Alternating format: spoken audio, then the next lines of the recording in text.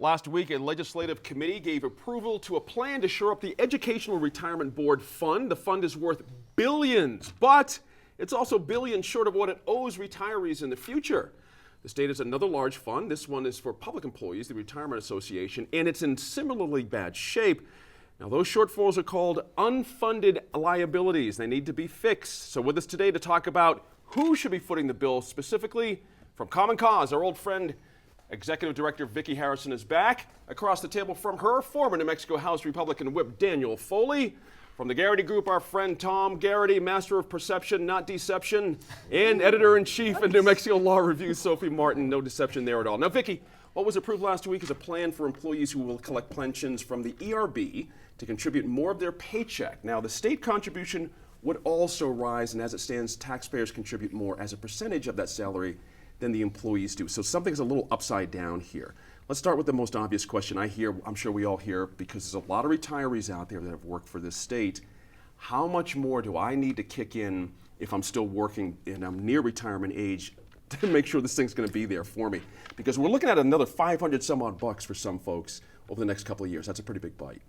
It is, and I think that this is, really highlighting a problem that we see not just within the state and the education fund, but within pensions and city employees and county employees across the country.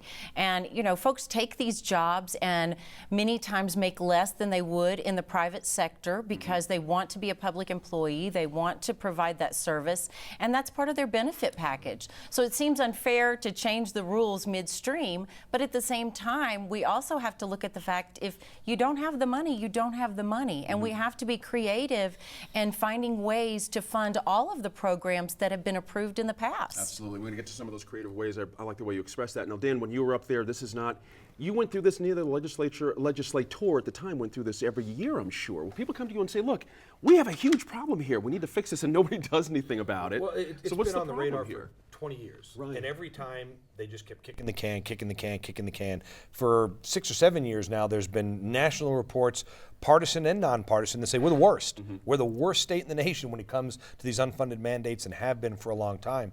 The problem is and I agree with Vicki on very few of those jobs. I think there's a lot of attorneys and people with higher level degrees that are taking a cut by working for state government that they could probably make more in the private sector. Overwhelmingly, though, one of the problems is these state government employees make more than the private sector in New Mexico, and that's a problem. Right. And so, there's gonna have to be a fix, but as we were talking before the show started, this is kind of like the problem with the tax code in New Mexico. If we keep trying to put a Band-Aid on a bleeding artery, it's not going to stop. We're going to have to stop, look at this, and it's going to take a total rebuild of this system, or it's not going to be done. We're just going to keep kicking the can further and further down the road. So what you read here, if you think about, we've got two different things going here with the educators, and we've got some other folks, so it's two different cuts of folks. It's still the same problem. Still the same problem, but are we really going to get to a stripped down, start over place with this? Is that even possible? It has with to be. This legislature? Well, it's not possible with the legislature, but in reality, it has to be. And I think the law should force them. The law wouldn't allow a private sector business to do this. Right. A private sector business wouldn't be able to come in and say, well, we're gonna make these. You're either defined benefit, you're either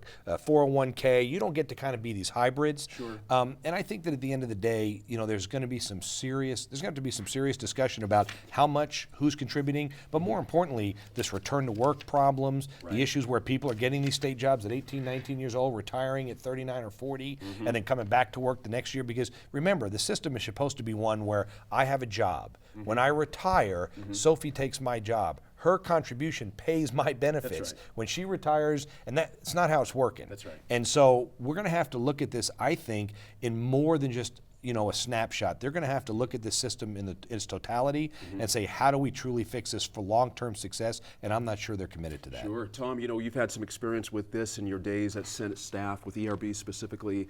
And I'm curious your thoughts on the 55 retirement age, so to speak. We were joking a little bit here before we started taping that a lot of folks are living a whole lot longer now. 65 is the new 45. Right, exactly. Yeah. Exactly. That's what we tell exactly. ourselves, right? Is that the first thing we have to get our arms around here? And is that really possible, this retirement age thing? Well, the age, there are a lot of different factors that could be tweaked. if tweaking is what everybody wants to do. And I think it's the only thing that really can be done at this particular point in time, because reinventing the system would have to redefine what is really a benefit and what is entitlement. And really kind of cutting through both of those issues is the stuff wars are made out of. And so, and having done work with ERB and helping them to on a statewide campaign to basically get input from educators, this is a very passionate issue that folks are not going to sit down and stay at home and go, oh well, the legislators will take care of it and stuff. Right. So it's a very dangerous issue. It's interesting. I want to go back, Sophie, to something where I was talking about with Vicki, the 62,000 educators to pay an extra $6 million over 2 years into their pension system, starting in July 2013. I mean, we're talking about folks making 40 grand or more. There's a break for folks making who are making too little. Exactly right. But it seems to me this gets to the point Dan was just making. Isn't this just chasing the tail? At some point, some almost like freshman class has to pay for everybody else ahead of them and figure this out. Well, it's interesting you bring that up. I mean, we happen to be in a place where state government has been shrinking, and I think we're going to talk a little bit later about the impact that has on our state. So if we have fewer state employees, we have fewer people who are contributing, so the pyramid scheme doesn't work quite so well, right? I think that what's really interesting about this situation, and again, there are two proposals that are out there. One involves health coverage and the other involves pension. But with both, part of what we've seen is, I think, an interesting illustration of a discussion that we have nationally about the idea of people taking their own pension money or their own funding and going out and investing it in the public, in the market. So I have control over my own retirement funds, et cetera.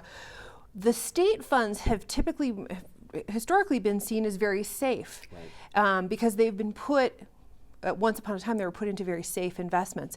But what we've seen here is that people who are more or less experts who are investing on the behalf of the state have done quite a poor job, and the market hasn't been helpful, et cetera. There have been real problems, but they haven't been able to maintain those funds as we as taxpayers would have hoped. The thought of individuals going out and doing well in that environment is also a little bit like, oh, you must be crazy. Right. Everybody does such a good job with that. Second thing, though, that I think is really going to be important here, we're having this conversation again as we talk about the fiscal cliff, is this idea of increasing the age until retirement, and or sort of like creating a larger gap between when your insurance cuts off and when you can get Medicare. And that unfunded gap between your employer's insurance and the insurance that you can get through Medicare is of real concern to people who are approaching retirement age, because somebody's going to pay for that.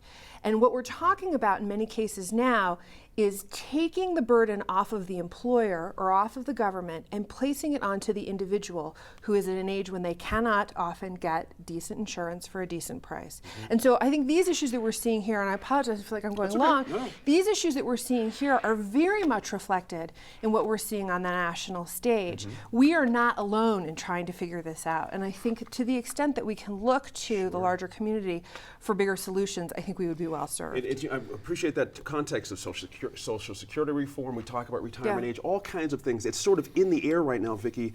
And I'm wondering if this is a point where we have perhaps gone past a time not too long ago where the Tea Party was rising, and it seemed like government employees were the target of a lot of things. They were living fat off the hog. Things were really, really, really well.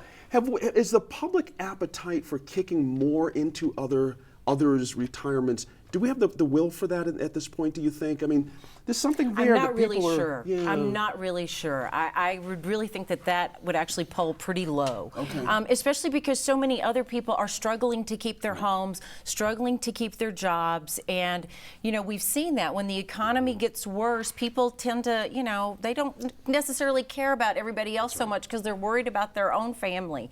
And I think that is going to be a tough sell. Right. And as Tom said, this is something that causes wars. This makes and breaks things. I mean, we have all these new legislators. Do they really want to take this on their first, 60 days out of the gate? And, I think some of them will. I've been very impressed with some of the new folks on both sides of the aisles who really are, wanting to do the right thing. And, they don't care if they're there for another term. But, we have a lot of other people that are different. And I think that's going to be a challenge. Sure. They're all that way at first. They are. are. that way. They are. Right. Well, that's what To I some tell tough people all folks. the And then they time. start getting that nice government health care, and they contribute to their pensions, and suddenly they're hooked in forever. Well, and that's a point. I mean, we hear the rhetoric and we hear the public pushback on congressional pension. I mean, every other day on Facebook, there's a new little blurb saying, you know, if they don't do X, Y, and Z, they shouldn't get paid or get their pension. That's right. I a little would- bit overtime. So if you, I was real just going to say, quick, yeah. I would think, the only thing I disagree with Vicky, I think she's right. In New Mexico, it'll be tough because there's so many government employees. But I think if you could carve out the government employees and say, we got this problem, John and Joe Citizen, you guys, how do we address this? I think with all the stuff that's been in the news the last couple of years with the federal employees, with the trips to Hawaii, and I think there would be an appetite for the common guy, the non-government employee, to say, let them fix their problem before it affects me. The problem is, in New Mexico, that's out of proportion. It's I mean, it's so many- It is everybody. if you go out and say, I'm going to do this to teachers and government employees, city, state, county, federal, or lump all of them in, I don't think anybody could get reelected going after all those guys. There you go. Up next, Democrats and Republicans angle for legislative leadership positions will handicap the field.